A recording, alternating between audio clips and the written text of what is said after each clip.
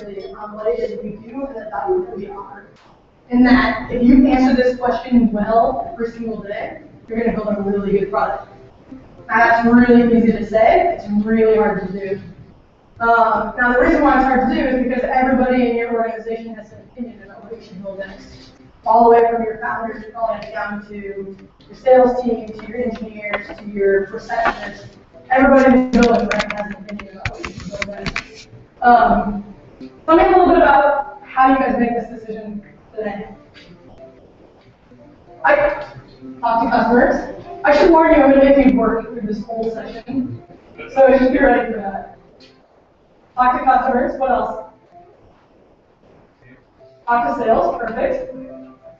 What are the business goals? All right, so this first three answers already hit on the three most common ways I see people answer this question.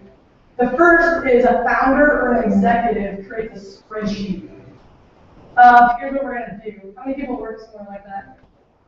Right? Like some one or two people sit down and have a spreadsheet. These are our priorities.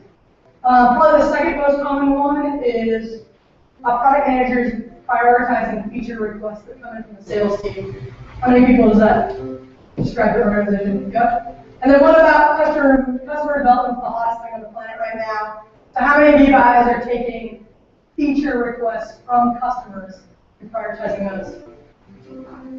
How many are doing a mix of all three? Okay. How many are doing something else? What are you doing? You're not doing any of this. Okay. Okay. So these are all good. These are definitely all good methods, and I'm not actually going to tell you that one is right or wrong. Instead, what I'm going to tell you is that it actually doesn't matter where your ideas come from at all. It doesn't matter if it's an executive sitting in a room. It doesn't matter if it's coming from your customers. It doesn't matter if it's coming from your sales team. It's a little bit of a controversial thing to say, right? Because we like to talk about who has the power to generate ideas. Your customer is always right. Your sales team is spending all day, every day with your customer. Your executives or your founders own the vision, and there should be smart people.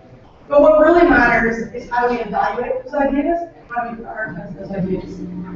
Now, most product teams that I've worked with, whether it was a team where I worked full-time with them or as a consultant or a coach, they make idea evaluation and prioritization decisions in the context every single day. So every single day they're saying, should we build this or should we build this? Joe has an idea to add social logins, and Jim has an idea to add maps to this location thing. Which should we do? And how are we making those decisions? Most of the time we're making them based on opinion and preference. Right? So it's who has the loudest voice in the room, who makes the most compelling argument, who has the most seniority. I'm the founder, it's my vision, we're doing it my way. The problem with this, and I'm not going to get too much into this in this talk, but if you have questions, I'd love to geek out on those topics, so talk to me afterwards or shoot me an email. The problem with this approach is that we're really, as human beings, we're really bad at making decisions. Especially when we think that we can just trust our guts. So there was a question on Quora recently that asked, how can I build my intuition as a product manager? And I responded to that question because it really bothered me.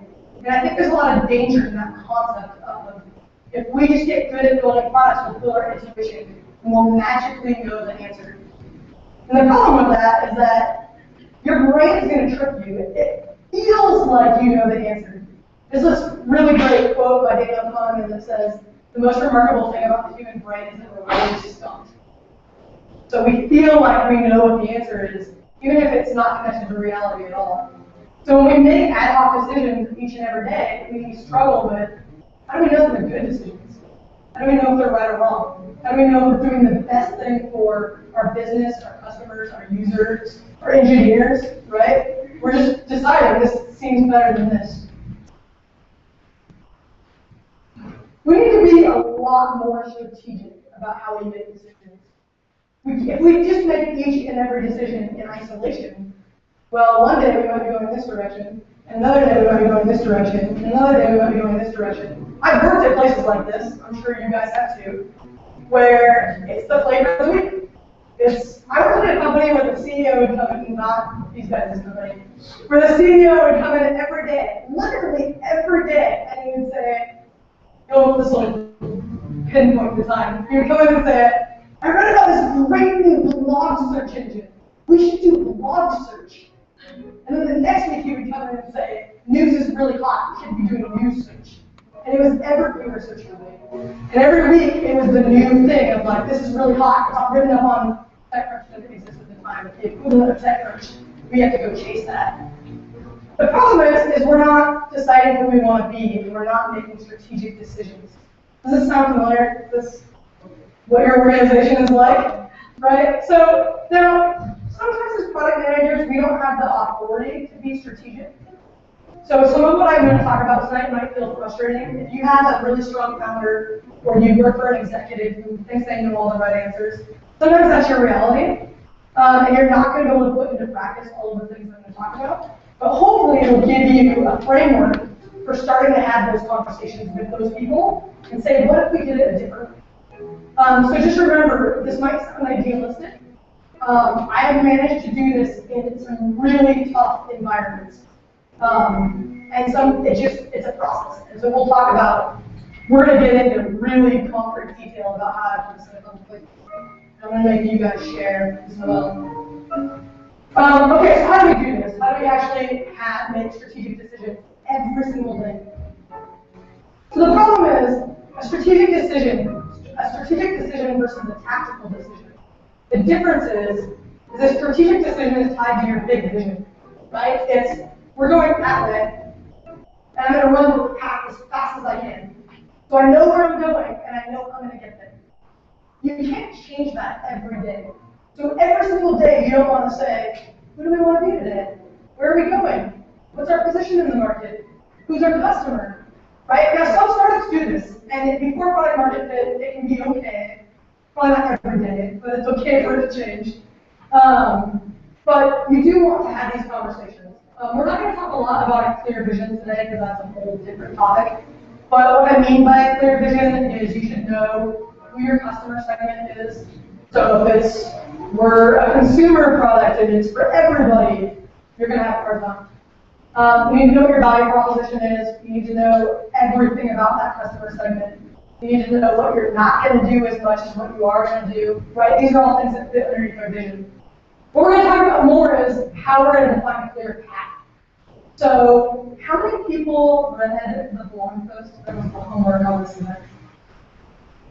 A few of you. All right, good. So one of the problems with product is that we think about our products all day, every day, right? Most product people I know are obsessive, and we dream about what we're working on, and we know every nook and cranny of the product.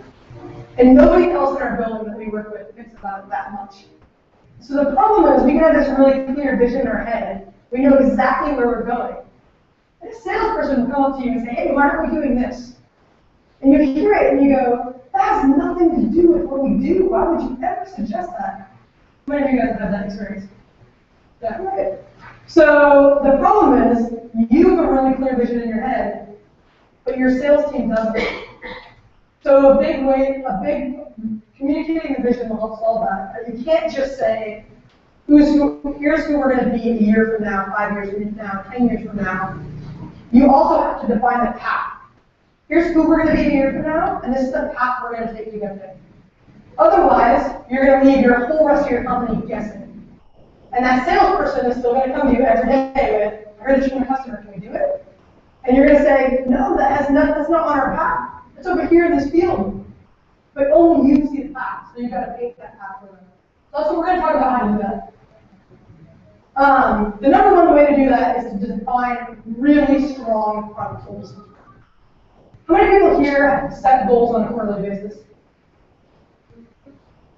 Okay. For those of you who don't set goals on a quarterly basis, do you set goals on a different time frame, or are you not setting goals at all? There's no wrong answer. I've worked at plenty of companies that had no goals.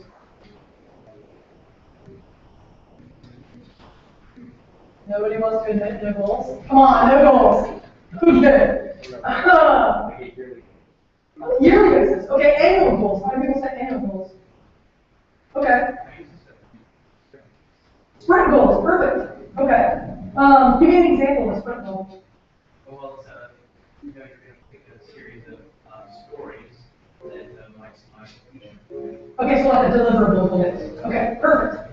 So we're going to talk about there's lots of different types of product goals. Part of the reason why a strong goal can help you define the path, we're going to look at what are the elements of a really strong goal and why they're useful. And we're going to circle back and see how a goal can help you frame each and every product decision you make on a day-to-day basis. So that once you've defined your goal, every day when you say, should I build this or this, the answer is which one drives the goal. And you're not making a strategic decision every day, you're only making a strategic decision when you set the goal. And then every day you're just saying, what has the biggest impact on my goal? And it really simplifies the way that you decide what do we build next. Yeah? You have mindset that many goals should be set at the same time, or is it just one goal, one metric? That's a good question. We're going to get into some really specific examples about goals. Can we come back to that when we're there? Because it's not a simple yes or no. So let's talk about what makes a good goal. And please feel free to jump in with questions as we go. The biggest reason why I think goals are really, sorry, this is a little awkward, but we'll make it work. One of the biggest elements of benefits of defining a strong goal is it builds alignment. So one of the hardest challenges of being a product manager is that your head of sales probably wants you to be one thing.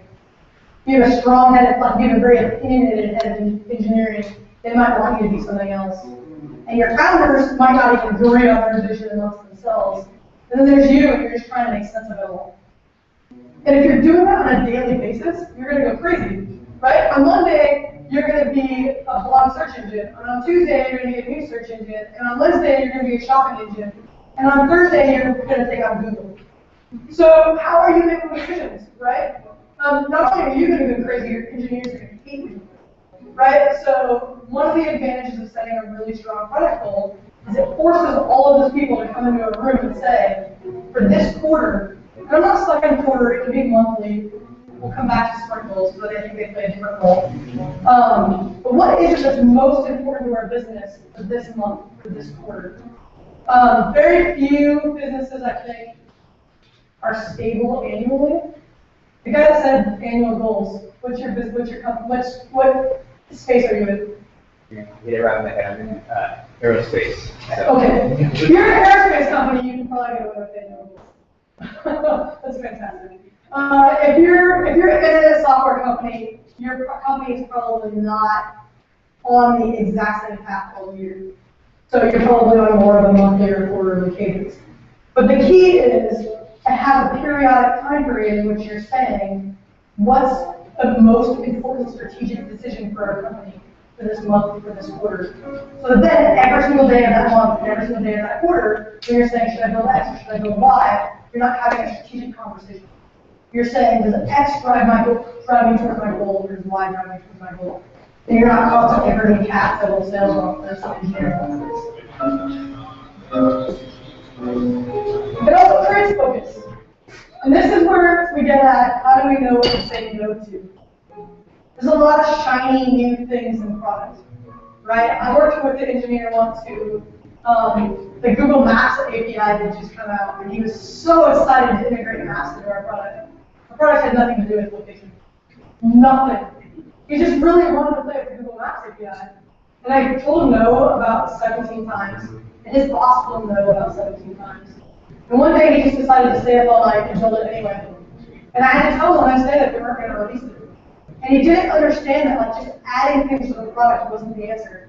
That we had to have focus, and our product had to have focus. And then when people came to our site, they had to know what the purpose of it was. A goal can help that.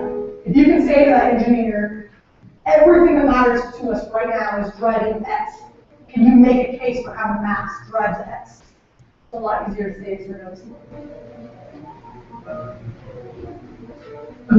A good goal also motivates. So, quarter was it Q3 of last year? So my last company was after college. We were a job board that helps match college students up to their first jobs. And we were a traditional search job board, like a search job board, like a monster.com or a career builder. And last February, we launched a new Explore feature. It was like a career discovery tool that allowed people to figure out like, what 22-year-old knows what they want to do with their life. So we helped them explore career paths. We had this goal, we set this really aggressive goal to get more of our job searchers to explore. And we were nowhere close to hitting our goal with like 2 weeks left in the quarter. Nowhere close. And I was going on vacation, which was awesome. I was going to Peru to hike the Inca Trail, so I wasn't going to cancel that vacation. But I hated leaving when we were not anywhere close to our goal. And I basically just said to our engineering team, all right, do whatever it takes. Like, try anything. And that was great, because we got a lot of wild ideas. And one of them was, why don't we remove search and just make everybody explore? When that idea came up, I was like, that seems crazy, we're a search engine. And then engineering suggested it. This was probably my favorite day ever working with this company.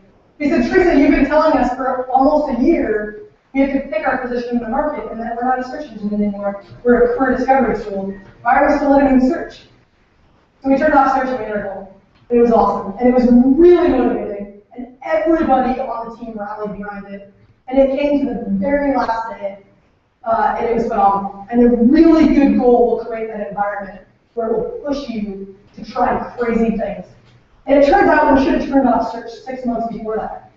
But we were so stuck in our old way of doing things, we needed a crazy goal to motivate us. Can I ask a question on that? Yeah. What about dealing when you're throwing what appears to be a very unachievable, ridiculous goal that you have to swallow it because we got thrown by? Yeah. So part of this is hard. If you're a frontline product manager and you're not involved in goal setting, you have to swallow what comes to you. Now, I don't care what position you're in, the best skill you can learn as an employee is how to manage them. And if you're not in the conversation about how to set goals, you need to help your boss have the right conversation about how to manage goals. And I realize in some organizations that's extremely hard. But you can. If you're an organization where you really have no say whatsoever and your boss isn't going to help work with you on that, ignore it and set your own goals. And again, there's going to be political repercussions of that. I'll tell you my bias. I've always worked at early stage startups. I make my own rules. I drive everybody I work with crazy, but I drive results. And so you have to make a decision for yourself, right? Do you want to play the game that's been put in front of you and go after a goal that you know you're never going to hit? It's kind of demoralizing. Or do you want to sort of say, you know what, we're never going to, it's like being the Emperor's New Clothes story, right? To have the bravery to say, look, we are never going to hit this goal. We have a different conversation. And I know how hard that is, but I also know that in my career, every single time I've done that, I've gotten rewarded an X, 100X.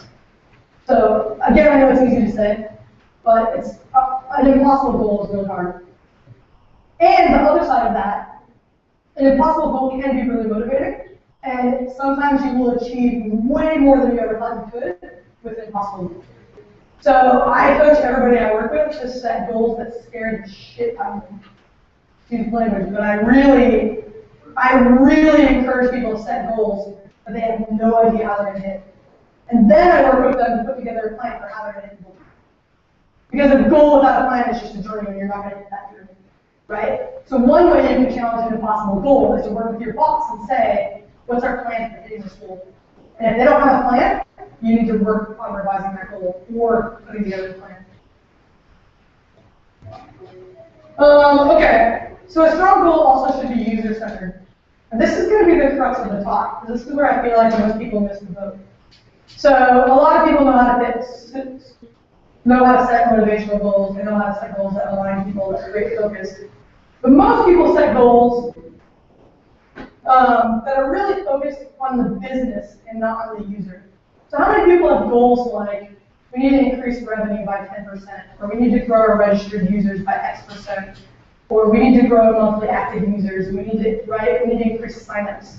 This is good product goals like this.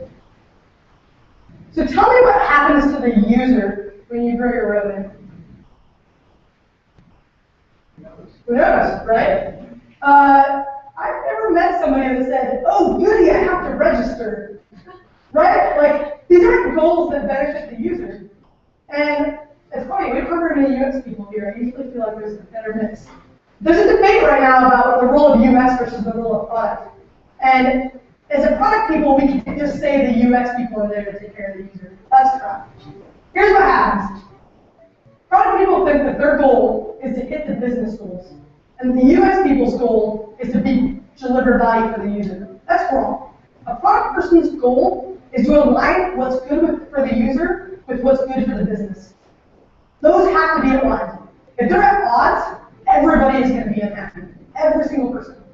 With your users, your customers, your sales team, your UX team, your business, you have to find the number one thing a product person should do is figure out how does creating success for the user drive value for my business. So it can't be, well, the user wants to read this, but we're going to show them 5 ads because that's what's going to make us money. And we'll just distill that out. Now, lots of websites work that way, but I would say those are businesses where what's good for the user is not aligned with what's good for the business. Now, that's not always the case. You could argue that AdWords are very good for the user and very good for the business, which is why users click on them. Right? So I'm not saying advertising is bad, but the way that most people implement advertising, they're not aligned. So we're going to talk a lot about user-centered goals. But before we do that, I'm going to pick on some people. Who's willing to share what some of their product goals are? See?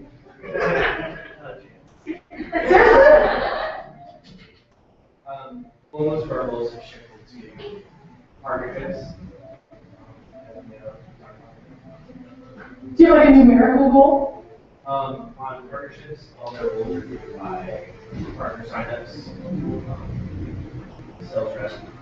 Okay, that's too complicated. Anybody else? Who has a product goal that they're willing to, a quarterly product goal they're willing to share? Looks like you're going to jump in. In the front row.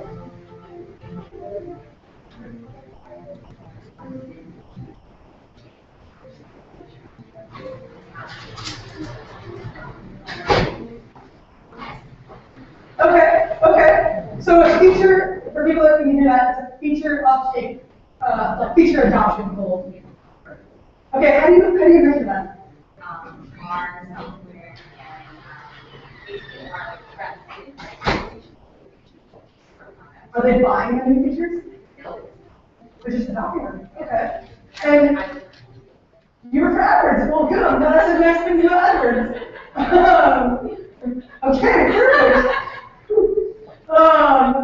Okay. So if I'm a customer, so I'm buying AdWords, and I adopt a new feature. Because in our community, like we're saying, oh, maybe try Okay. And let's say I'm a small business and I'm buying AdWords and I adopt a new feature. Do I make more money? Yes. Okay. And Google makes more money. Yes. So everybody wins. That's a great example of a product goal being aligned with the business. Let's talk about signups. I know a lot of companies talk about it. When I started after college, our goal was to increase the number of registered users. And actually, what was sad is after college was, sorry, I'm after college for a minute. We were a 13-year-old company. We were looking at total number of registered users. So it was a completely meaningless number. You have 13 years of like accumulated signups. It's like the worst vanity metric on the planet. You guys familiar with that term, vanity metric? In startup? Okay. It didn't mean anything. It didn't tell us about our rate of adding new users. It didn't tell us who was engaged. Now, we're going to talk a lot about how you define your goals in the context of when does a user have success. We didn't start there after college. Because your goal is registered users. You can't walk in and say, hey, look, the only way a user has success is when they find a job, so we're going to go from measuring registering users to when they find jobs. I would have gotten knocked out of the building. Instead, we took a step-by-step process to get there. And we'll walk through that example. So these are the most common goals that I see companies set, right? They're focused on revenue growth, they're focused on registration growth, they're focused on engagement. And a lot of people, when they tell me that they're focused on engagement, they can't even tell me what engagement means.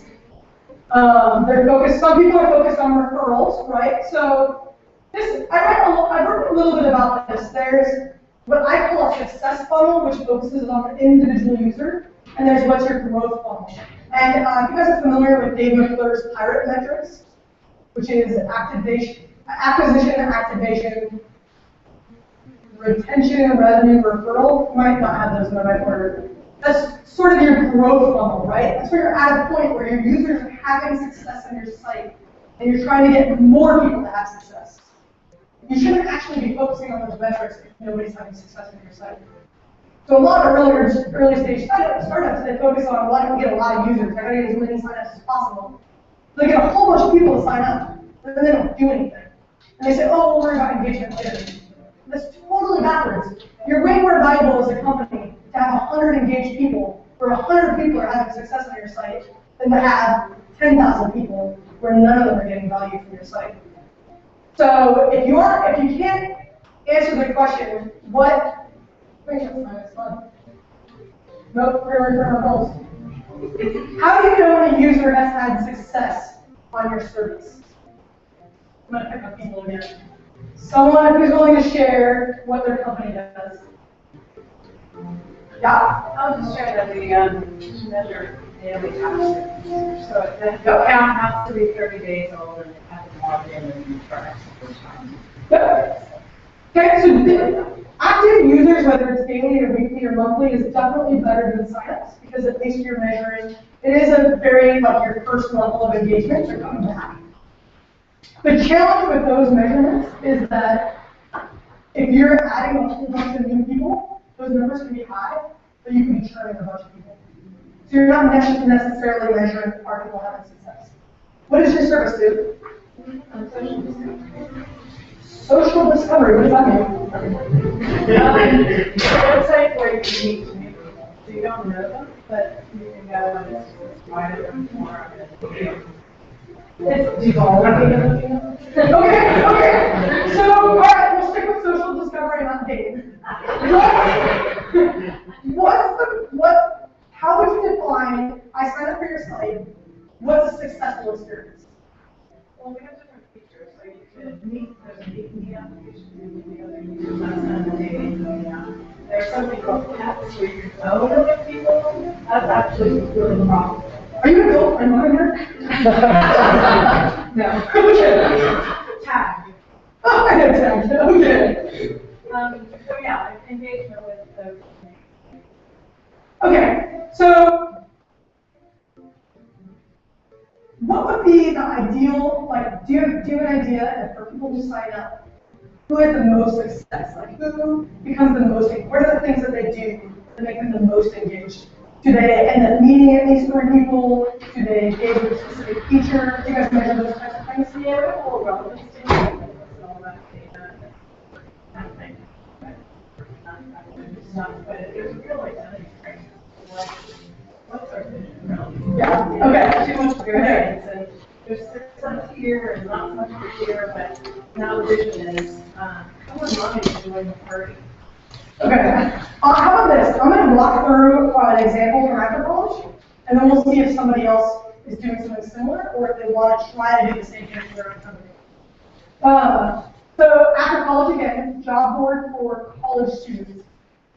So how would you define success? Oh, when you sign up for a job board, how would you define success? Somebody who finds a job. Okay, I've worked at 2 different recruiting companies. I've had a 3rd very large recruiting company as a partner, and a 4th very large consulting job board as a current consultant client. You've heard of 2 of those 4. None of them measure success based on who finds a job. None of them measure success based on did the company make a hire. Nobody. They all measure success based on how many jobs you apply to. Now, how many people have applied to 200 jobs before? You're looking for a job and you just stick your resume out everywhere. Come on, don't be embarrassed. Lots of people have done this. Did it work? No, it never works. Ever, right? So all these job boards are setting a goal around driving applications. Something that doesn't work for employers because they get way too many applications for the jobs, and it doesn't work for job seekers. But it's easy to measure, and it's easy for them to go back to their customers and say, look at all this value we created for you, and it drives revenue. Everything in recruiting is measured by how many applies did you get. but it doesn't actually create value for the customer or the user. So what we did after college is we said, forget that. An apply is only valuable if it gets you a job. So how are we going to measure, did somebody make a hire or did somebody get a job? We define that as our success funnel. I'm getting a little bit ahead of myself. So a success funnel is, what do I need a user to do? What steps do I need to drive them to approve in order for them to have success? So after college, we needed them to come to our site. We needed them to use our Explore tool. We needed them to view some jobs. We did need them to apply to at least one of them. We needed them to get an interview. We needed them to get an offer. And we needed them to get a job. That was our success model. We wanted to look at how do we get as many people as possible to go all the way through that funnel. Right? If I sign up for a site and I need a job, that's how I define success. Now, this sounds obvious, right? It sounds really simple. Like, of course, we all put together landing page funnels and we know we want people to go down this path. But most of the time, our funnels and our paths are not defined in the context of when the user has success. They're defined in the context of what drives success for the business. As a product manager, you need to align those two things. And after college, if we got a whole bunch of people jobs, even if they only applied to one job, and in fact, the ideal situation would be you apply to one job and you get it. Right? So our apply rate would tank. Which would look really bad, because that was our measure of success right now. But if we said, look, we got 100 applies and we filled 100 seats, that's the best case scenario. So, yep. So it sounds like you're implying sometimes there's a misalignment of business goals and product goals. In this case, for instance, maybe the revenues aren't always coming from someone getting a job, right? Well, so in this case, I would argue the business goal was to get people hired. We didn't know how to measure it. Okay. And because the customer had never had a vendor that measured it, they said what drives success is applies. So what we did was we re-educated our customers. We want to say, it's not about applies, it's not about volume. You're trying to fill seats.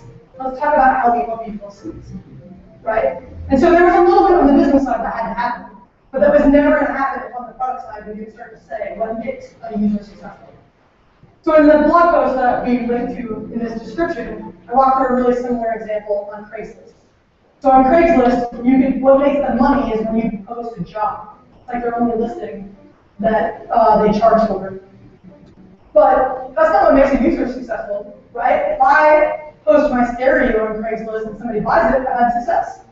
Right? So you can imagine their funnel would be post a job, post a listing, people respond to it, you pick somebody to sell your stuff to, and the sale successfully happens. If Craigslist can do that over and over and over again, they're going to create value, and more people are going to post their jobs there, and they're going to make money. They align their user goals with their business goals. Same with that after college. If we got more people jobs, our employers would stop caring about applies. And our job seekers would stop applying to 200 jobs, because our goal would be to get them a job on their first month of bonus. Okay, so who wants to be an example? I'm going to pick on Victor because he asked me at the beginning for an example. Let's do a success funnel. So you were talking about you wanted to see an example that wasn't consumer. Yeah, so it's not web, it's not consumer. So install software for business. Okay. Enterprise. Yeah, I have a product that is installed, and there's some rigmarole that has to happen, and that's painful. And I can see how the funnel would work, where you want, from the time that someone starts installing to the time that they finish installing, you want to measure what they have to do to minimize that. Get that to happen as soon as possible. That would be a success. On something that's used on an ongoing basis by the actual user, how do you measure success with something? How do you apply a funnel to that? Why do people buy your software? To provide communication services. Okay. So it's not really the install that's successful.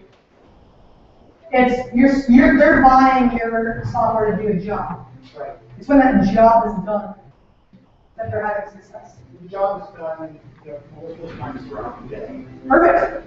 So that's your measure of success. How often is somebody successfully, how many times am I getting somebody to successfully use this platform to drive success? Now, they have to install the software in order to get to that point. So install the software might be the very first step of your funnel. Right, so I'm saying we have essentially two users. The person who installs it, which is the IT person. Yep. And then the person in front office who uses it. And they might have 15 different things that they need to solve. So I guess what you're saying is there would be 15 different funnels. Yeah, yes, you absolutely can add multiple funnels. So for example, yes, you want to be careful because the more funnels you have, the less your user learn to have an idea. You don't want to have flow. Yep. If you have 15 funnels. If you have 15 funnels, then maybe you want to drive too much of this problem. Yep. That would be a good question. Yep. But there are multiple funnels because there are multiple jobs this person has bought this software. Yep. So after college, we were a marketplace. So we had that funnel for our job seekers, we had that funnel for our employers. Right? So employers had success in a way that was different from our job seekers. And arguably, we actually have a job seeker blog that helps people learn about different careers and engage with people in different jobs. We could define a success funnel around that part of the product as well. It's really, and this is, when you talk about the pirate metrics and engagement, it really is looking at what am I trying to get somebody to do that's going to create value for them? And how do I get them to do that over and over and over again?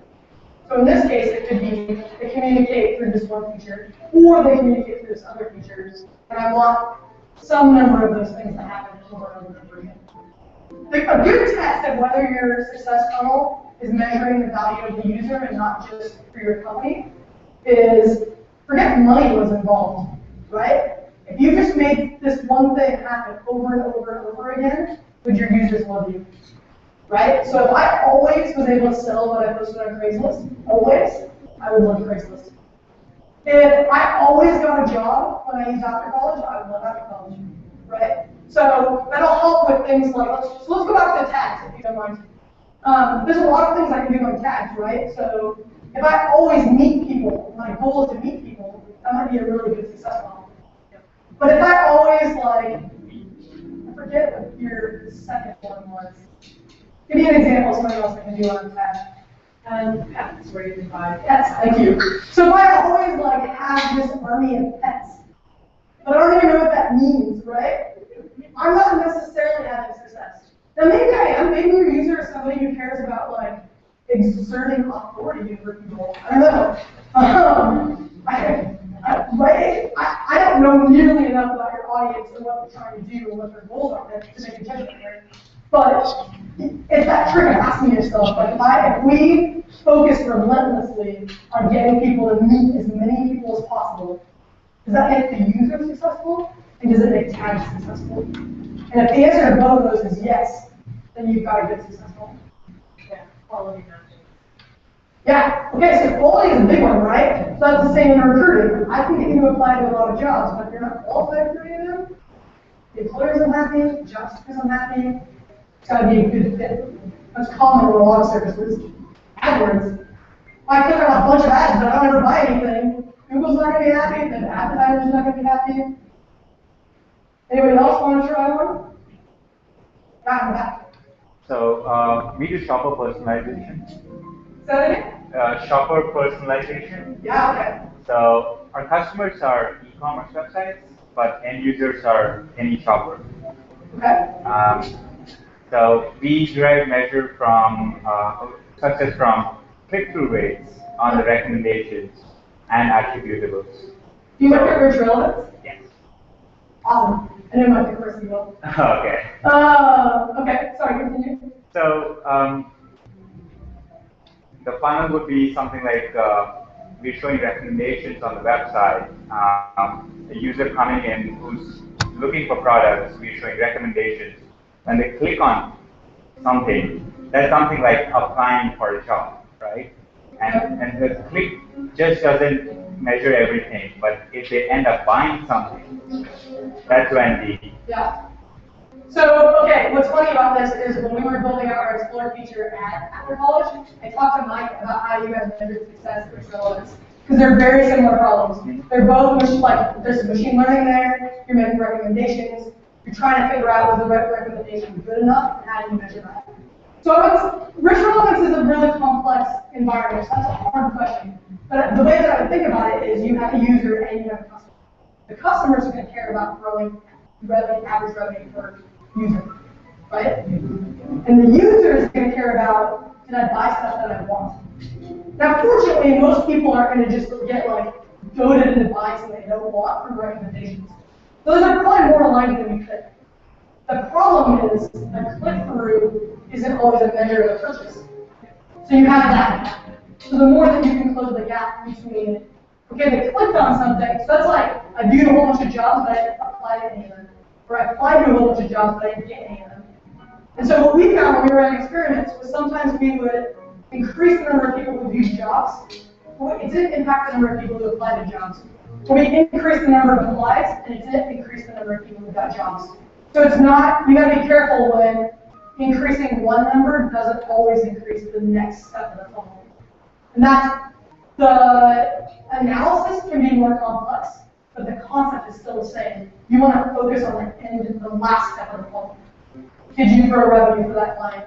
Was the user a happy customer? That help? Yeah. Anybody else? All right. We're going to bring this back and now talk about goals. So we've defined our success funnels. We know what it takes for somebody on our service to have success. So what are we going to do for goals? Our goal should be around increasing the number of people who successfully make it through our success funnel. So the way that we want to do that is we want to identify our biggest point of leverage. Now, every situation is going to be different, and it's going to change over time. And I walked through a really detailed example of this in the blog post that we linked to with actual numbers. So if this is way too complicated, ask questions, but you can also see a written example afterwards. So what we did at after college, when I first started working there, the number of people who explored was very low. It was a brand new service, and most people searched, right? So if our funnel was uses explore, views jobs, applies to jobs, gets an interview, gets a hire, we could focus all day on getting people to apply to jobs, but we didn't have very many people even viewing jobs. That was not our biggest point of leverage, right? If you have 5 people viewing jobs, and you get all 5 of them to apply to jobs, that's not very effective. You probably want to get way more people viewing jobs. So when you define your success funnel, you can define your base metrics for each step.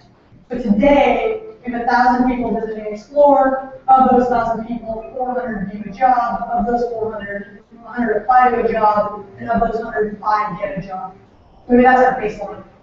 We could say, well, we can focus on getting more of those 100 people to get a job, but that's really not in our control. The employer's involved there.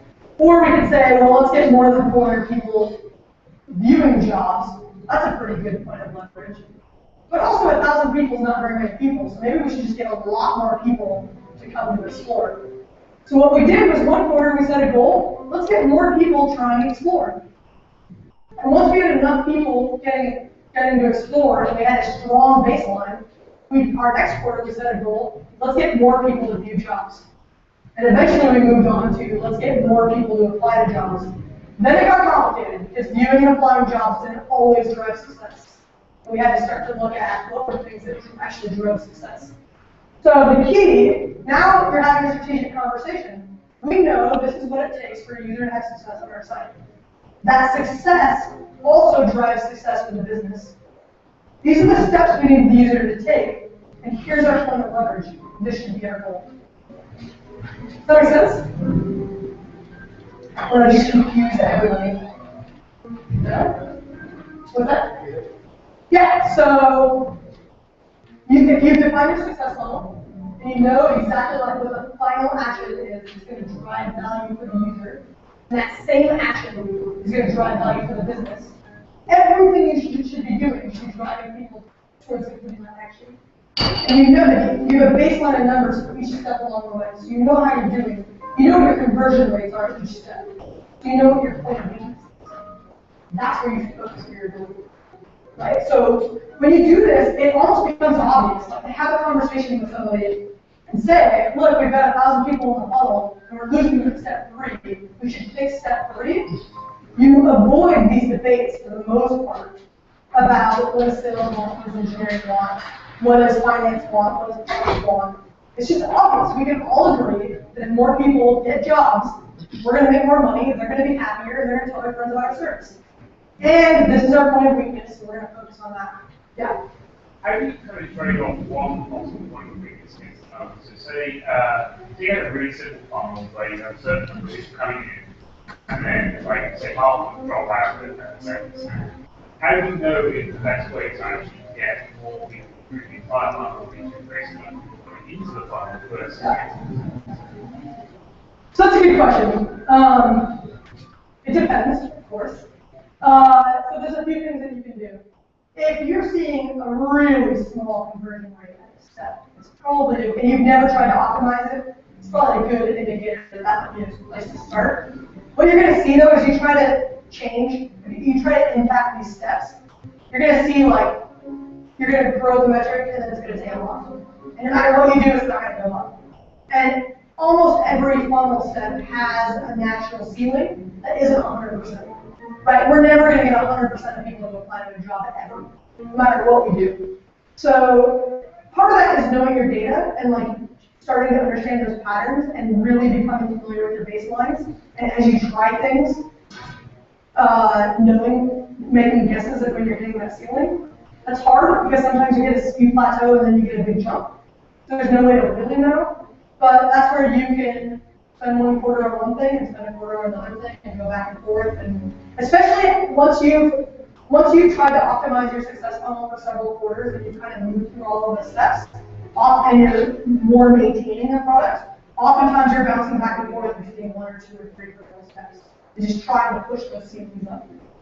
And eventually you move towards your growth funnel and you say, okay, our success funnel is optimized. Now let's just get referrals, let's get acquisition, let's get growth. Yes. The previous company you have the data, the conversion data, steps you're looking at, like offer, yeah, I don't know how much of that I can share. This is a really hard question in recruiting. It's really hard to know when someone found a job. There's some really creative ways to get to that data. We were really inspired by the fact that Bid.com offered apartment finders $100 rebate if they told them they found an apartment. So we took that concept and applied it to our business. We did a startup, we had something similar to your company, and because it was also part of the social network, the last step was announce to your colleagues that you got a job. We did something, yeah, so you can take these ideas and run with them, right? We ran a lot of experiments around how do we get a job seeker to tell us they got a job or an interview, how do we get an employer to tell us they hired somebody or interviewing somebody, and there's a lot of space to explore there. And it's a hard problem. We're never going to get 100% of people to report, but you don't need 100% of people to report to know what your trend is. Even taking that a little bit further, if you have installed software versus web software, then maybe it's even harder to do these steps. Yep. The point is, measuring business success, it sounds easy when you have a PowerPoint presentation talking about it, but figuring out how to measure it can sometimes be a very big challenge. Yeah, and we spent 2 months building an internal analytics system to support this. And it's because we didn't have large traffic. And if you send your data to this metrics or Mixpanel, they lose 10% of it. And when you're running A/B tests with small numbers, 10% is going to destroy your data. So this is not easy. Don't get me wrong. I'm nowhere suggesting this is a process. If you want to tie the changes that you're making in your product to user success, this is the only way I know how to do it.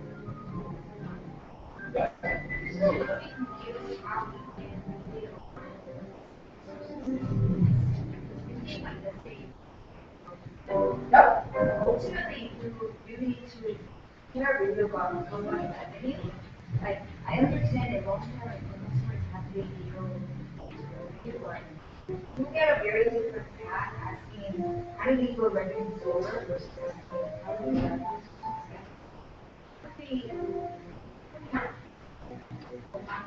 Yeah, so that's a really good question. A lot of companies are going to focus focus on how do I drive as much revenue as possible this quarter. And that is almost always not going to be aligned to what's best for the user. Some of that is, especially if you're a public company, some of that is influenced by the public markets. Some of that is you raise the A round and you have to get to your B round goals. Some of that is you're running out of seed money and you need to show revenue to get an A round, right? There are obviously external pressures that make this hard. That's where your leadership has to be able to balance the short term with the long term. And it's not that black and white. It's not as simple as we can ignore revenue and do what's right for the user. But the more that you can tie, so what we focused on after college was how can we get customers to understand, fortunately our customers care about hires more than they care about applies. They just didn't think they would ever learn about hires, right? So it wasn't too big of a stretch. And we didn't, even by the time I left in November, we weren't all the way there yet. We were just working towards that, right? So you don't have to have this whole process in place to start. So I think when we started, we weren't measuring hires, we weren't measuring interviews, we knew views and applies. When we used that, applies would have never problem. And then as we started to uncover the problems with that, we started to push further. And that's the same when you're trying to bridge the product goal with the business goal. You might be out here, and maybe you can get here. Maybe you can get here, and eventually you can get here. But the problem with just being short-term focused on revenue, eventually you're going to exploit what you currently have, and it's going to run out, right? You guys familiar with like exploit versus explore? You got to constantly be pushing towards a longer term. All right. So, okay. You've defined your success level. You've identified your point of leverage. You now have a goal. Your goal is I'm going to drive as many people as possible through step 3. How are you going to make decisions? How are you going to make decisions about what ideas you should build? Are you going to evaluate and prioritize?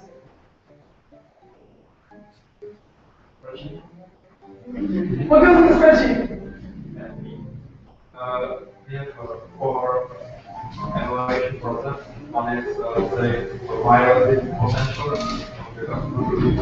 There's value for that, cost of experiment, and so points.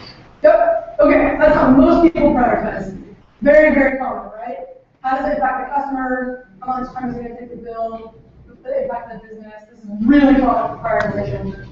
If you set a goal and you're successful, you have to ask one question. How does this impact my goal? That's it. Now, this is also another controversial thing. I wrote this in my blog post about dropping feature-based roadmaps. Some people got really angry with me. I loved it. Okay. I wrote that, I think it was before that. I wrote, you should not care how long it takes to build something. So you might argue, I should put in my spreadsheet how it's going to impact the goal, and how long it's going to take to build. And you should trade those off of each other and rank that way. I would say don't do that. I would say rank purely on how it will impact your goal, and ignore how long it will take to build. And the reason why I say that is not because you have infinite engineering resources and you can take forever. If you're working on a quarterly goal, you have a timeline. But any idea that can be scaled back. This is the whole idea of an MVP, right? So when you're prioritizing, if you take into account time to build, you're not getting to a true MVP. So I leave out time to build when I'm prioritizing, and I just focus on how will this idea impact my goal. And when I find the most important thing that I should be building next, I figure out how to build it on the timeline that I have. Rather than letting the timeline dictate what I build. And that takes practice, right? It's really hard. If your engineers come to you and say it's going to take 3 months, you have to learn the art of saying, okay, what if you only had a week? What would you do? And really going through that iteration and taking a really big idea and getting to the heart of it and building the true MVP that delivers most of the value towards your goal, but doesn't take 6 months to build. That could be a whole different topic. Okay, so what all of this does is it means every single day as you are making a decision about what you should build next, it all should be in the context of this goal that you set. Your goal is in the context of your success model. And this really does make a very big difference in terms of cutting down the balance between sales and engineering and product and founder vision. Because the only time you're working on getting alignment is when you set that goal. You know, people have a ton of questions, and they don't have to be limited to just what we talked about. Yeah. Struggling right now with where the market's probably going to go versus, supporting a feature or capability that's not the future. We think the market's going to move past that, so we want to move past that. Yeah. But there's a lot of noise from the channel, sales, and all that. Oh gosh, we need this feature. But the market is commoditizing there, and it's not worth the short investment for a short period. That's what struggling with that. Yeah. Sales requests are hard. So you want your sales team to be really involved in deciding what you build. And you want their input. They're spending a lot of time with your customer. The challenge is your sales team cares about what this customer wants, and you have to care about what these customers want. Right? And you can't have that debate with the sales rep. The sales rep's DNA is, I don't care, I want what this customer wants. There's money on the table. So don't have that debate. As much as you can, just don't have that debate. Just thank them for their feedback, and have that debate later with somebody else that also has to care about the big thing. That doesn't really answer your question, though. And that's that you're always going to have trade-offs between, like, I worked at this company, Affinity Circles. We built online communities for university alumni associations. We had this platform that a ton of people were using, that our alumni associations loved, and they wanted to do all these things, and they paid us almost no money for it. And so we were having a hard time getting new business out of it. So we got into recruiting. We started selling recruitment advertising inside those communities. So suddenly we had this whole new roadmap, this whole new agenda. It was really hard to tell our customers, look, you don't pay us enough money to keep building on the platform. So either we need to raise your licensing fee, or you're just going to take this product as is. Now, no customer wants to be told that. That's a really hard conversation. But I have learned through that experience, customers would rather be told that than promise things they're never going to get. So sometimes it just means you have to have hard conversations. Yeah. Yeah. And again, easier said than done, right? Sure. This isn't an easy job. I wish I could say it was. What are you doing tomorrow? What am I doing tomorrow? Can you talk about customer? Sorry. That's okay. You can find me afterwards. Anybody else? Let's go here. Then we'll go back here. Speak about being successful. What specific you get? Are you just talking out in general terms like blah blah, or are you just saying blah blah blah? Yeah, great question. Great question. I never set a goal that is improve the number of people who do jobs. I always set a goal and increase the number of people who do jobs to 3,000 a day. Or 40% of startups. So what if you're dealing with scenarios and sometimes it seems like that success criteria is So if you don't have a baseline, so I distinguish between three types of goals. If you don't have a baseline, set a baseline goal. Our goal for this quarter is to understand how many people do X. That's it. You cannot set a goal without having a baseline. Second type of goal is a growth goal. We want to increase this goal based on X percent. You have a baseline, you have a trend. Here's the thing, if you set a goal without a baseline, you might say, I want to grow this number by 10%. But maybe it's already growing 20%. You're going to think you blew through the goal, and you didn't actually create any value because you do that on its own. So you have to have that baseline. Once you have a baseline, you can set a growth goal. And once you start to hit that ceiling, you can set a maintenance goal. So like a really good example where you're going to end up with maintenance goals with page load times. Right? If you're focusing on site performance is a problem, you spend a lot of time fixing site performance, eventually you get down to a level that's pretty adequate. You don't need to keep dropping your page load times. You can just set a maintenance goal. We have two back here. Let's go all the way back. Yes. So going back to your comment on not caring about how much time it takes to build something. Yeah. Why does that take away from being or how does that dilute the idea of a true MVP? So the idea of MVP is what's the smallest thing I can build to test my assumption? Okay.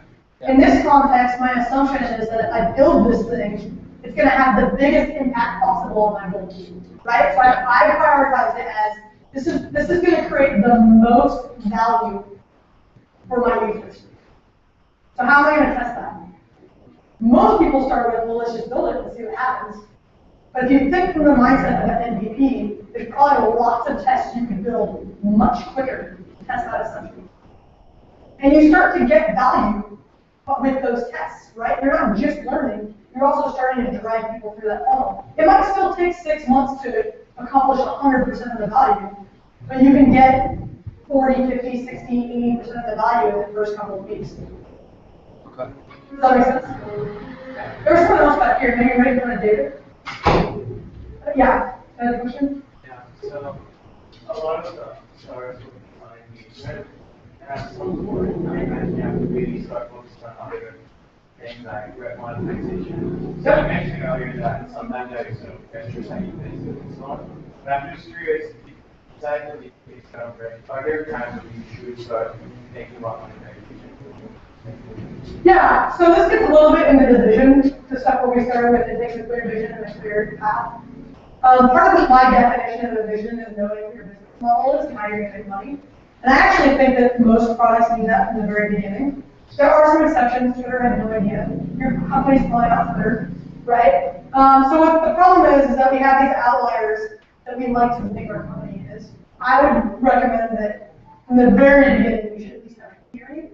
Now, it's a trade-off. Every company is different. You're on this path where you're hitting your fundraising milestones and growth is more important to your company. Oftentimes, revenue is not as important. And that's a function of our ecosystem here. If you leave this area and you start a business anywhere else, nobody's going to tell you that ever. Right? So that's, every company has to make that trade-off between when do they focus on revenue. That's more of a business decision, I think, than a product decision. Like your management team is probably having that trade-off, not the product team. Yeah.